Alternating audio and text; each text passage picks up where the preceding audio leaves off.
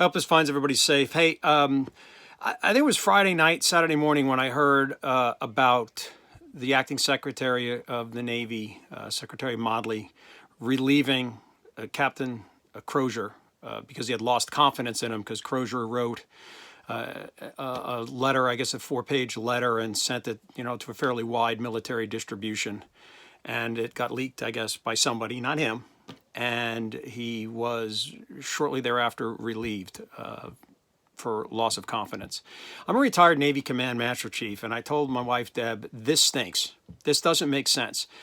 I'm a submariner, tried and true submarines forever, but I got to tell you, the most prestigious commanding officer position that I'm not sure anyone would argue with is that of getting the command of a nuclear aircraft carrier. All right, these are the most selected, the most vetted people in the world. You don't get marginal performers that barely got recommended for captain to get those type of jobs. And for them to say that this guy kind of went off the ranch, it's just not the case. He embarrassed somebody because he probably repeatedly asked and said, you know what, the operational security. See, people are missing this. If you don't have a military background, if you haven't been in harm's way, especially at sea in harm's way, okay, when your crew gets to a certain point, it can't function. You can't fight the ship. Everybody's turned this into a humanitarian thing, and it is. I mean, he was worried about the health and welfare, but I guarantee you his first consideration was, can I fight this carrier if 20, 30, 40, 50% of my crew is sick or, God forbid, dying? The answer is no. So that's where I bet you he started with this.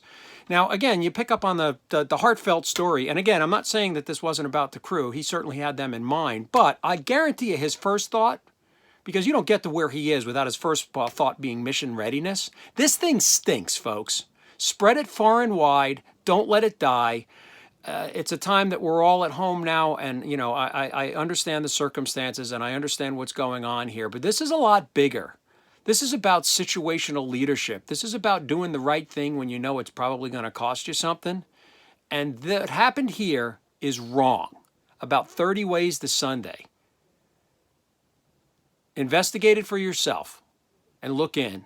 And no reasonable person is going to look at this and come up with anything other than the fact that he embarrassed somebody because nobody took action. And he got louder, just what you're told to do. You get louder and louder and louder. I had a great commanding officer teach me this lesson early in my career, in the middle of my career. You follow procedures and you follow policies until you don't. Because sometimes you got to be a situational leader and you got to do the right thing in the right moment. And that one's never written down. This was not handled well. The person who should be fired is acting Secretary Modly, and Captain CROZIER should be reinstated. Hard stop. Let's get this right. God bless. I hope everyone is safe. Prayers to all. I'm in my submarine right now. Kind of looks like a Chiefs quarters, doesn't it? Some of you out there know what I'm talking about.